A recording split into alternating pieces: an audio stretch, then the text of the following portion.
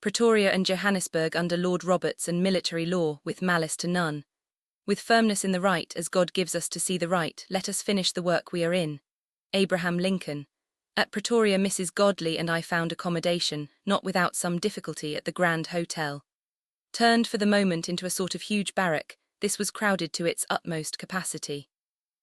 The polite manager, in his endeavour to find us suitable rooms, conducted us all over the spacious building, and at last, struck by a bright thought, threw open the door of an apartment which he said would be free in a few hours, as the gentleman occupying it was packing up his belongings preparatory to his departure.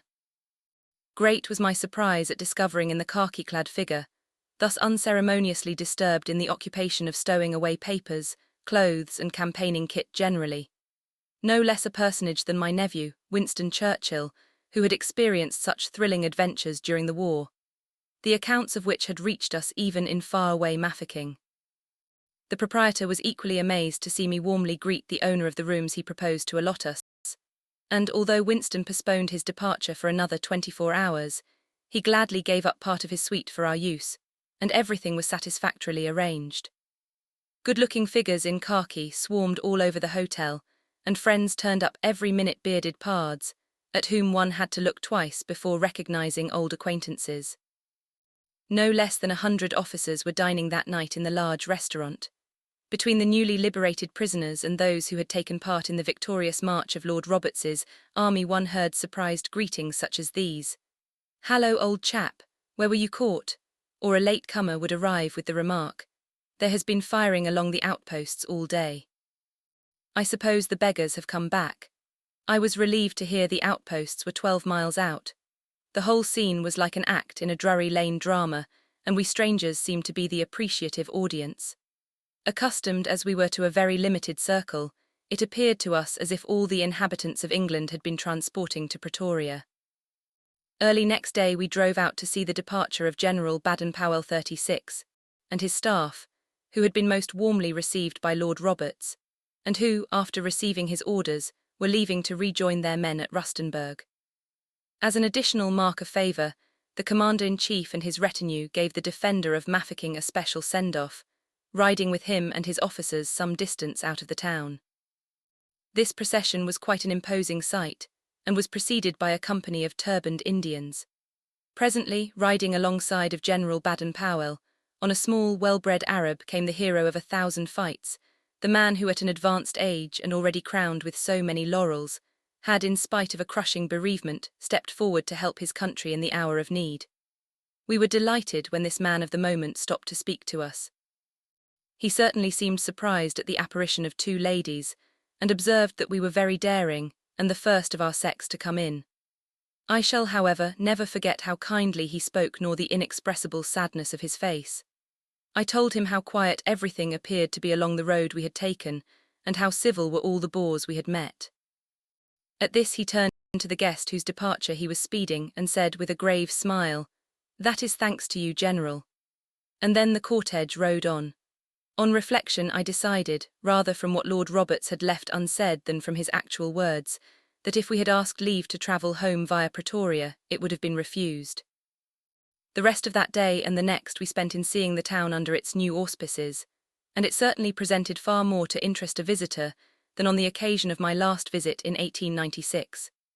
In a suburb known as Sunnyside was situated Lord Roberts's headquarters, at a house known as the Residency.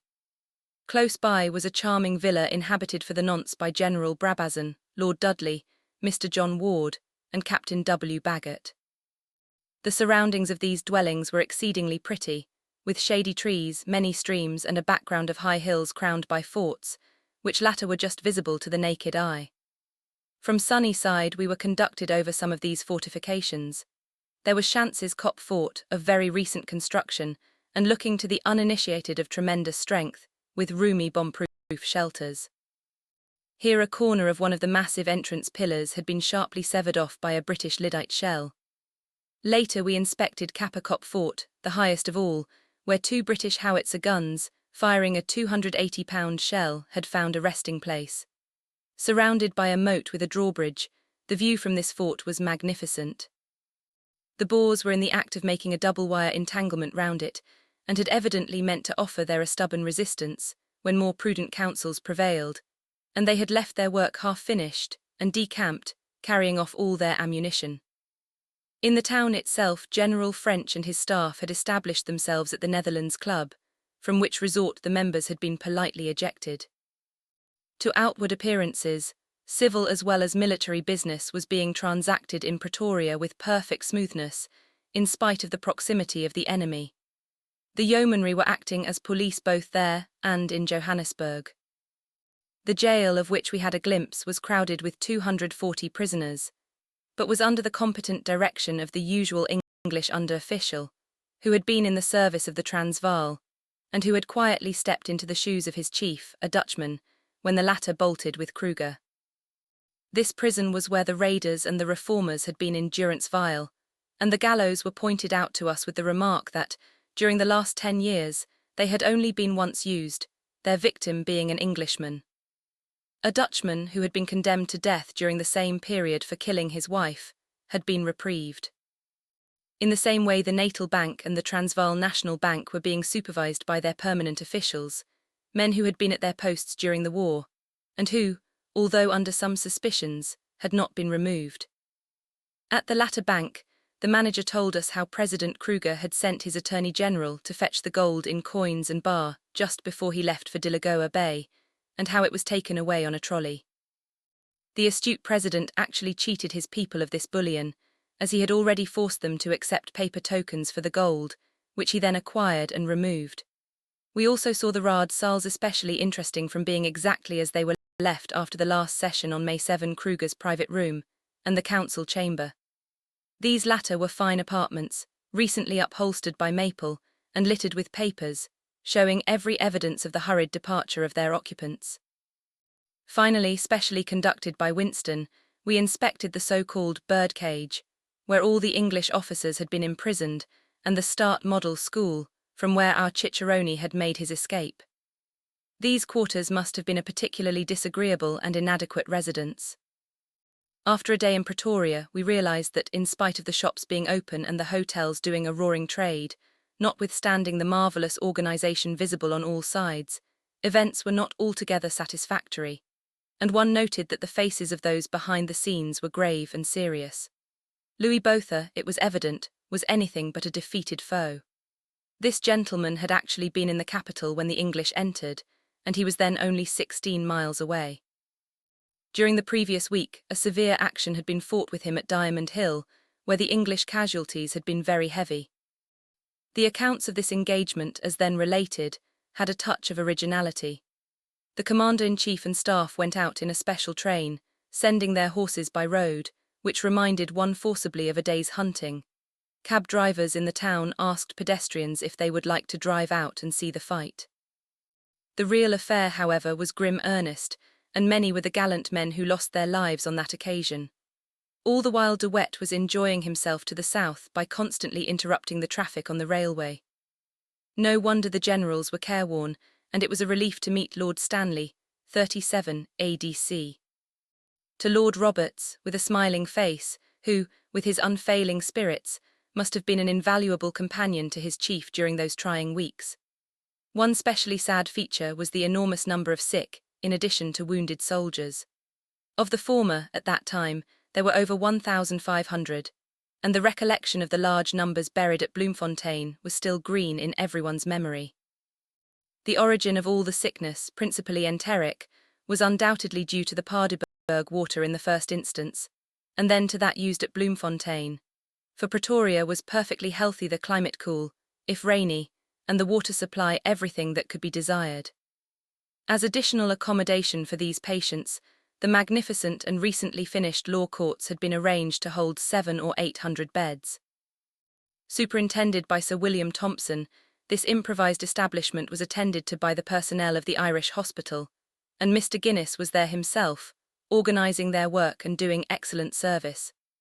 One evening we were most hospitably entertained to dinner by Lord Stanley, Captain Fortescue, the Duke of Westminster, and Winston. As it may be imagined, we heard many interesting details of the past stages of the war. Winston, even at that early stage of his career, and although he had been but a short time, comparatively, with Lord Roberts's force, had contrived therein to acquire influence and authority. The bosses, doubtless, disapproved of his free utterances, but he was nevertheless most amusing to listen to, and a general favourite. The next day we saw him and the Duke of Westminster off on their way south, and having fixed my own departure for the following Monday, and seen most of the sights, I determined to avail myself of an invitation Captain Laycock, AEDC to General French, had given me, and go to the Netherlands Club in order to peruse the goodly supply of newspapers and periodicals of which they were the proud possessors. It was a cold, windy afternoon, and finding the front door locked and no bell visible, I went to one of the long French windows at the side of the house, through which I could see a cosy fire glimmering. Perceiving a gentleman sitting in front of the inviting blaze, I knocked sharply to gain admittance. On nearer inspection, this gentleman proved to be asleep, and it was some minutes before he got up and revealed himself as a middle-aged man, strongly built, with slightly grey hair.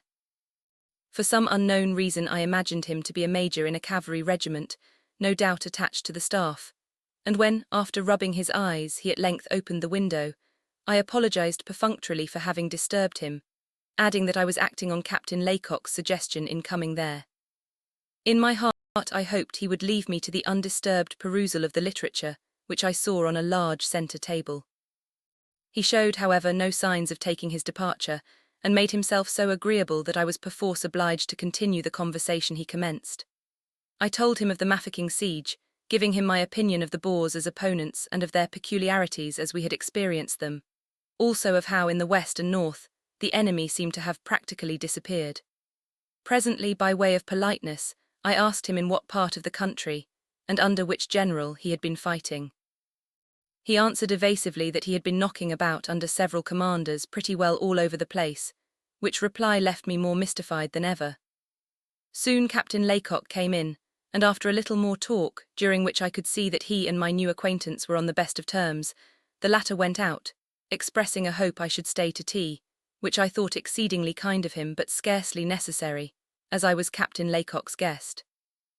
When he had gone, I questioned the latter as to the identity of his friend, and was horrified to learn that it was General French.